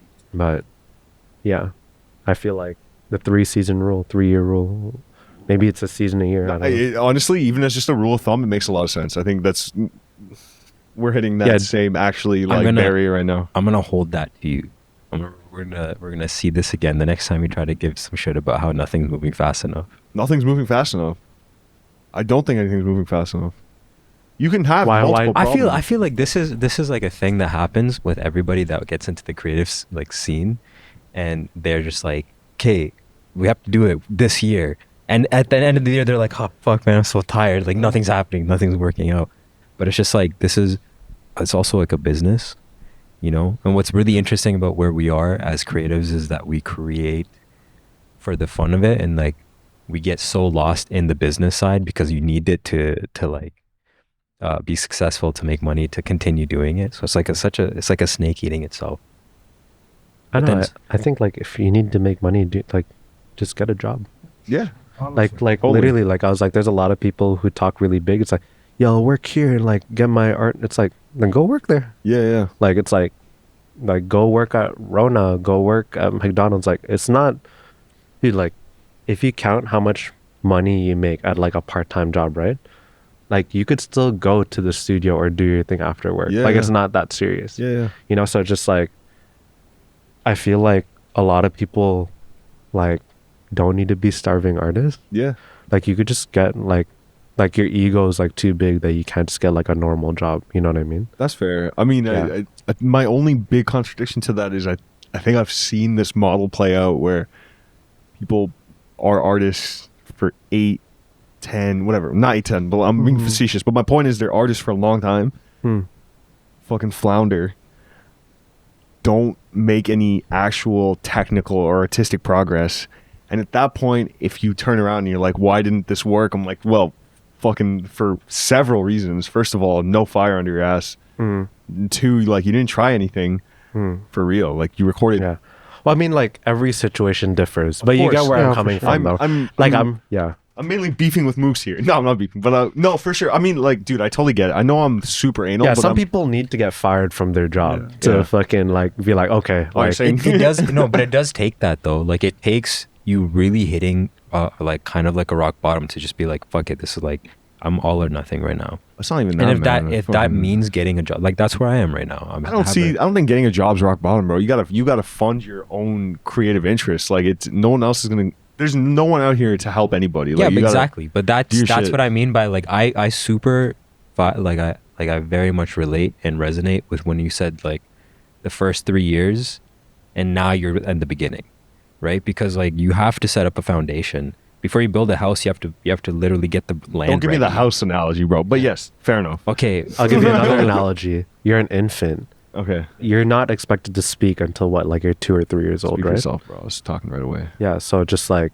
talking bare Arf, shit. arf, arf. That- Yeah, I was barking out This the guy womb, was bro. barking Yeah. the second he got into the world. No, But it's true. It's true. It's true. But you know, 3 years is a long time, and it's not though. It's a long time, bro. It's not It's a long It's time. not nothing. long. 3 It's years is? so nothing, bro. Do you remember It's COVID? absolutely Do nothing. you remember COVID? The duration of it, yeah, because I was stressed every single day. But can you feel 3 years right now? Yeah. Yeah. I felt like Dog, I went into COVID a kid. I came out a 30-year-old man. What the fuck, bro? What were you doing in COVID though? I was working on a project the entire like time, so I was like 24/7 on that project. Oh, Was okay. this what was this Concord? No, that was the robotics thing. Oh, you're Yeah. like still nerd. I know. So I don't fucking think my 3 brain. years is a long time. It's look, I mean, long and not long is relative. My broader point is 3 years is enough to feel a difference intrinsically in what you're doing, especially if you're measuring it technically. Like if you're like, okay, look, I want to be an artist. I want to be a guitar playing artist. I'm being very facetious because no one's that specific. It's more like I'm going to be an artist. I'm going to make music that I like. But you start day one at the front of your 3 years. You don't play guitar that well. You don't sing that well. You don't record that well. Whatever. Fine. Start. If you're going to drill it, at the end of the first year, you should be like, okay, I've made a meaningful amount of progress. Similar to your analogy about like starting seasons. 3 years is a long time. 3 years is enough to get on your feet and be like, and objectively be like, have I actually made any progress, or have I just fucked around and told people I'm going to do this? 3 years is a long time. 3 years is enough to prove that to yourself. Yeah. I also feel like damn, bro. I mean that's Pause. on that one, bro. No Diddy. I feel like the information has also been democratized where I feel like okay, whatever. This is a point for this conversation anyways. It's audio. We'll audio this part. Continue. Like the 3 years is assuming that you're starting from point zero, right? Like you're starting with no information on what you're doing, no skill in what you're doing. Is that right? Or It could vary. It could actually vary. I just think 3 years is like, no one could be prepared to start a new thing and like look into the future. You know what I mean? No matter how. I'm not saying you make a life in 3 years doing Yeah. what you're interested in. Yeah. I think you see like you reap or you start to see like the signs of where you're going in 3 years after you start something. I agree. That's fair. Like you like Like, it doesn't again, have to be that's a brand different thing. framing than what I was thinking before. you So that definitely makes sense set to up me, your but- foundation, and I Yeah. feel like you can stand now, and it's easy to see where you want to be and be like, oh fuck, like I haven't made it anywhere. Yeah. But then to like take a step back really and understand like you're nowhere near where you were when you first started 3 years ago. Yeah. You might not be where like your dream will lead you to, Yeah. but look at all the connects you've made, all the different people that you now know. If right now you were to try to sell something, like let's just say Boys Alone merch, we try to sell it right now, we'll make enough more sales than if we were to try to sell Boys Alone merch the like day one. You know what I mean? It's just like that like progression is hardly ever given the respect that it deserves. I mean, how much do you celebrate? Like, that's my other question. It's like, something goes well. How long do you feel the rush? Because for me, I feel the rush for maybe 20 minutes, 30 minutes. We did our first show. That shit fucking sold out. That should have been like a huge rush for me. I think I was over it by the time I got home. Do you? I get it. But like then again, you're still doing it because it's more than just that rush. That's like That's doing I'm something doing it for you. because I'm gonna do it no matter what. That's Yeah. why I'm asking these questions. Otherwise, these questions are meaningless to me. They're just points of stress. I'm very curious how people stay serious for so long without external like validation. I think personally for me, I think the rush happens actually during the process, and at the end of it I feel relief. Yeah, fair. So I don't think I like ever really celebrate, to be honest. Fair. I feel like I'm celebrating internally when I'm doing it. Yeah. But I think like just because of the nature of fashion business, I feel like I never celebrate at the end. I feel like I'm just like, oh shit, like I actually survived, you know? I have to imagine music's Yeah. the same for anyone who does anything hard that is taxing to themselves Yeah. and that you share eventually. It's like, fuck 'em, at least this is out now Yeah. and I can focus on the next thing. Because like, I always wonder like what's the tipping point? Because like to a certain extent, like you said, your first year, your second year, you're doing it friends and family, right? Like that's really the people who care about what you're doing. Yeah. And then at some point, myself, bro, my family don't give a shit as long as I'm still working. all right, even worse, bro. Yeah, no one gives a fuck about what you're doing, bro. But at some point, you want people who aren't your friends and family to start caring about what you're doing, right? So Yeah. like, what's that tipping point? I guess like what was it for you? Or do you feel like you haven't crossed that line yet? We're live again.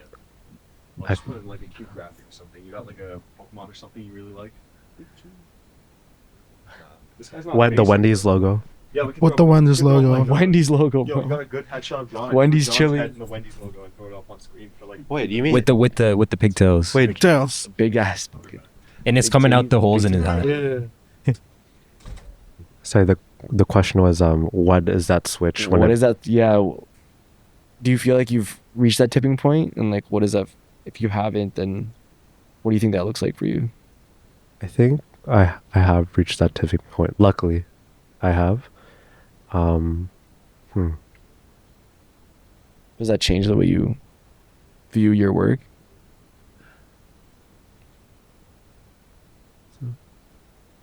I feel like I was a bit lucky. So essentially, like, I didn't have any social media before Instagram, and a friend that I cannot name, but who's helped me a lot in my journey of this brand, convinced me to get on social media. I didn't have any like MySpace, Tumblr, none of that. To be honest, I only really have social media for the business aspect. If I didn't have the brand, I would have zero social media. And that's not like because I don't want anyone in my life to share it. I would probably just like call my friend or text them or just go like to their house and go see them kind of thing. But I think I just like I was just a ghost on Instagram, and I feel like I was just like making clothes and like showing people as I was sample making over the years before pre-brand. And I think when I initially released, I think like there was just like I had a lot of like, I would say talkative friends. And I feel like that's sort of what kickstart the brand. And I was lucky enough, like I like to consider myself a purist, and I was trying to operate like a big brand, even though like I didn't think I was like going anywhere at the start of the brand. So I was like with my old team, like we were shooting like actual lookbooks, location scouting, make sure the models embodied the story of that season. We made sure like all the fabrics, color palettes, and everything like imbued the actual story. Like for the second season, like it was just the idea of idling. And so we actually got casted people who embodied the vibe of idling in different spaces. And then we shot, I might be wrong, like maybe at like 12 plus more spaces with different locations. And then my ex-business partner like just color graded it to his standard of like shooting like bigger editorial magazine style stuff. And from that second season, I was able to get on more like international, like Japanese and American publications. And I feel like it's because like we came out of the gate swinging right when the brand started, but not out of like, oh, we need to cater to any market or things like that. It was just more like, how do we hit really hard because we're already here doing it? We might as well just like, not even like, we really had the mentality of like, oh, people are going the 120%. We're going to go 380% and tell you to fuck off. Like, I was just like, at the time, the style was a bit different. I was trying to make like really whimsical, ethereal kind of workwear. And I was like paying attention to every like nuance, like every workwear brand was doing, from like Japanese fisherman kind of style brands to like Americana repros in America to like Eurocentric denim Parisian style. Like I was like, how do I flip that whole game upside down? Yeah. And I was just like, honestly, I was just like under a rock. Like I was like, I'm the type of person who has like 6 windows and every window is 80 tabs. And I could remember everything on 80 tabs. Like I was just like, I could just swipe through windows. I was like, this is from this year. I was like running on like he has the Mac now, but I was running on like a MacBook 2013. Yeah, at this point. Yeah, I was just like a MacBook Air 2013. Yeah, and I was just like such a weeb about it. And I feel like I was a bit lucky because like timing, just like how much I liked it. I used to work for like a fabric company and stuff. Just like all of that, like I feel it comes, but like even with all that research and like all that time being a part of like the industry or related to some way, I still wasn't prepared for the first, second, third year because like, yeah, just like personal stuff that would happen on the first year, second year, third year. There's just like so much like nooks and crannies that like you can't account for. Or just like my first studio, like my studio mates sort of like stabbed me in the back. And yeah, and then that's how I end up in that studio. Because I was there years prior before that studio I met you. True. Yeah. Yeah.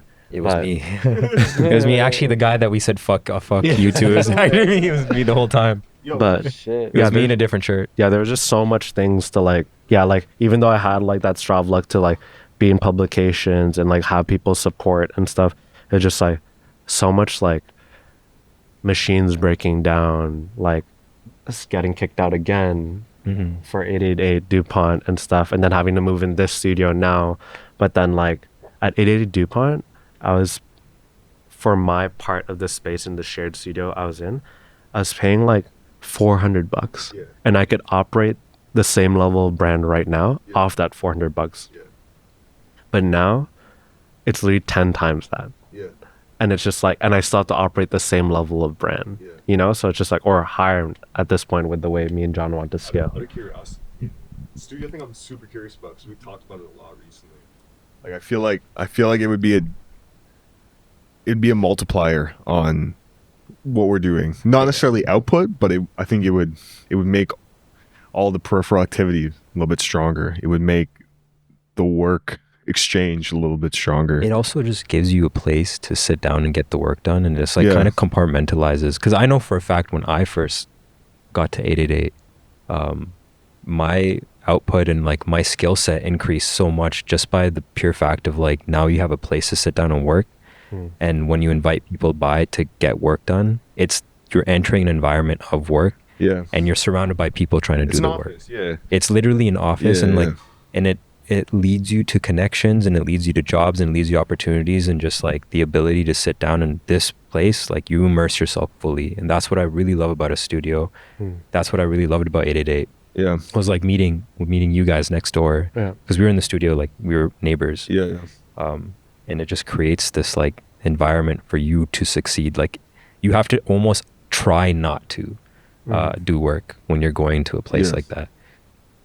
But so, I mean, yeah, prices like 888 don't exist anymore. Bro, it's crazy. Yeah, it's nuts that it's gone that fucking high.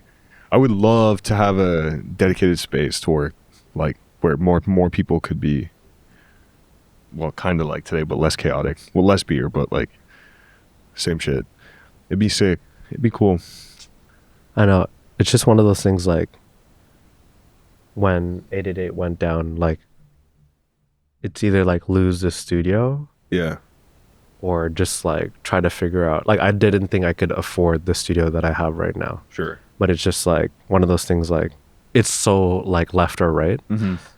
And I think that's like when the risk comes in, you know. Sure. Yeah. And it's just like, I don't know, I like to have a mentality. It's just like no matter like how like down bad I could be, Sure. like just life wise, financially wise, like it's just like I like know I'm not gonna die, Yeah. you know. And it's just like I know like I've built like strong relationships with people over the years that like people know like if they help me I'll help them, you know. So I just feel like just having more of an infrastructure like that and just like building in a smart way where it's just like actually have homies in the industry. Do you feel like you miss out on anything though? I understand having like that strong network of folks that you're actually amicable with and work with well, but like you feel like you miss anything about having studio mates or studio neighbors that are, I don't know, of different whatever technical skill Honestly, sets or John knows my workflow. yeah. I actually work in pure silence. Well, what's with these folks, man? Liam was also a pure silence fucker. No, It's there's crazy. been multiple occasions that me and Janelle have this thing where we are the exact opposite. Like we'll have to sit there and we'll blast the music. Yeah. And on numerous occasions we've had just come in and he's like, yo guys, I'm trying to get No, something like done. he could actually vouch for it. Like I actually like when you come into the studio, Yeah. like That's- John wears headphones. Uh-huh. Like it's like people like wear earphones and headphones in the studio, and it's Yeah, just yeah. like That I I kind of feel- like. I get that. yeah, and get I feel that. like I do not miss having. You don't wear headphones though? Huh? You don't wear any headphones. You're not listening to anything. I'll wear headphones now to block people out from talking. Okay, so nothing's playing though. Active noise Sometimes canceling type shit. I'll play like just like some whatever. Like I'm not even listening. I'm literally just blocking off. Yeah. I just need to be in my own world when I'm working in there. Damn. And I only get like that when I'm at my absolute peak focus, and that happens maybe once a year for a week or two at a time. I don't know if I get that. But to be honest, the price jump in studio price for what I'm getting right now in terms of piece, like I cannot have made the stuff I made in the past couple of years if I didn't have that piece. Sure. Yeah, and it's just like, yeah, just Fair enough. I even like when it's quiet and someone's tapping like this, like it, like I literally look at John and I give him a look, and I literally look like I'm about to kill them. Like I'm just like I literally can't. Like I need to just. Yo, hear, John, like, you the ever sewing thrown machine. anything at you, bro? You're looking down when he's saying all that. Not yet. Not yet. No. Some kimball flying across the room smokes you. It wouldn't make it across if I was there. Yeah. Not make it across the room. True. Intercept in the middle. But yeah, a studio. I think just like That's just it's reinforcing my bad. yeah, it's super worth it. But I think one thing though that Yeah. people need to figure out, or like just take into account when they move in the studio, it's like I know everyone loves to like mood board it up and put like pictures and like, you know, get a nice couch, like whatever kind of studio it is. Sure. I think just like when you find a studio, whatever square footage it is, Yeah. really account for like just the efficiency of everything you could do big project wise Sure. in there. And I just feel like that's something I learned a couple studio spaces later. Like leave room for. Yeah, just like something as simple as like make sure your studio is in a wide hallway with double doors. Oh, like getting stuff through and. Yeah, just like you never know Yeah, what. yeah. And then also like just accounting for that. Also just like if you're actually staying in your studio for a long time, like make sure with the landlord or whatever real estate agent that it has proper ventilation. Oh, for and like sure. turn it on when you check the unit. Yeah. And like run it for a hot minute. Because Yeah. that's like one thing that like I didn't properly check when I moved into my studio. But then we deal with fabric, so there's dust everywhere all the Sure, time. yeah. Not that we're dealing with like old fabric, it's just like the nature of like dealing with Yeah. so much fabric. Of course.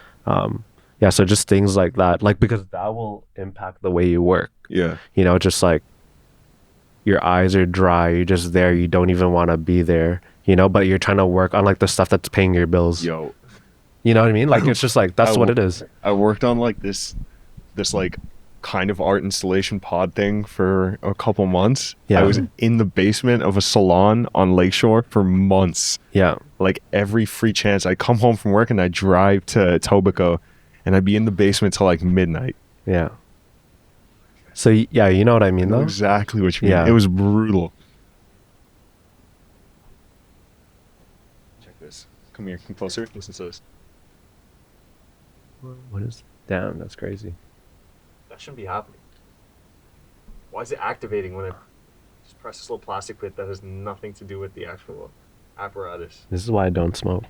I mean, that and a lot of other reasons, but yeah, there's a lot of reasons you shouldn't touch this. But yeah, I think like people, if you care about your work, you should make the most optimal condition for you to make your work in. I know people just think like if you have all the gear, you have all the right ideas, like you also need to create the right environment, right? Also that includes like if you have studio mates, you know? Yeah. Definitely don't bring mooks in is what I'm hearing. Blast music too loud. To be honest, yeah. But then when I showed you Hyoko, Yeah, I'm gonna give you Hyogo little makes Mickey sense. Mouse ears and some headphones. Yeah, Little man. Mickey Mouse ears. Yep. I Imagine think he mooks with little blasted Mickey Mouse ears, Hyoko bro. once, and then I literally came to her and was like, dude, you're playing I'm a it. Mickey guy. Yeah, And I was just so yeah. happy. I'm a Mickey Yeah, Mouse. bro, they make crazy music, and then like their visuals are insane too. Who's that? Hyoko. Hyoko. Yeah, It's like a Korean band. insane. Shout Shout out out the Sunset Roller Coaster. Oh, Yeah, okay, yeah. But like they haven't released music in a hot minute until that. yeah. But you should listen to their old music. Okay, yeah, I'll check it. Yeah, Jimmy it's- was also huge on them. I listened to Sunset Roller Coaster a lot in university, and then I hadn't heard Hyoko till Jimmy. I've only heard that collab. Yeah, Jimmy mentioned it. Yeah.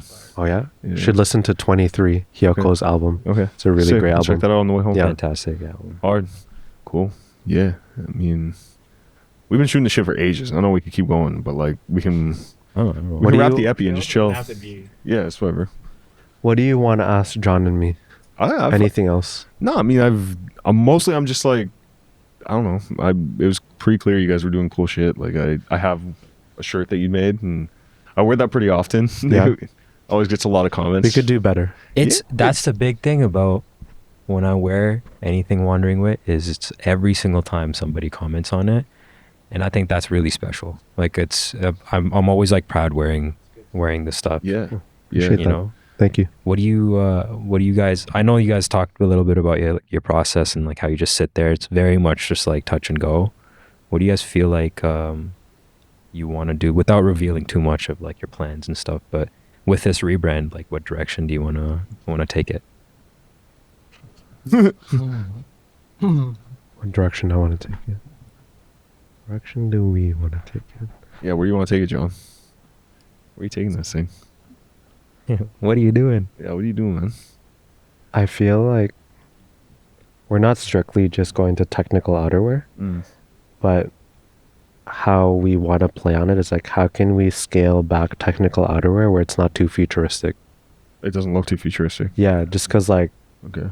that's sort of my beef with it, that Yeah. it like feels like a costume Sure. sometimes.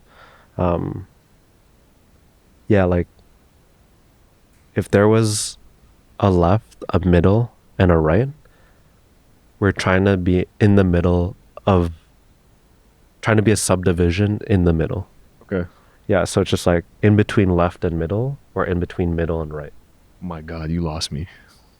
It's a lot of different sides. What the hell is left and what's right, bro? You didn't even define that. Okay, so Yeah, what is going on? Liberal and left conservative. is like everyday person, like just commercial fashion. Okay. Yeah. Things from like what would be at the mall. Okay. You know? Middle would be like not necessarily runway, but makers and more like niche products. Okay. Where just Basically a bridge. a bridge. So anything you consider a bridge in between commercial and runway fashion. Okay. It's like ready to wear.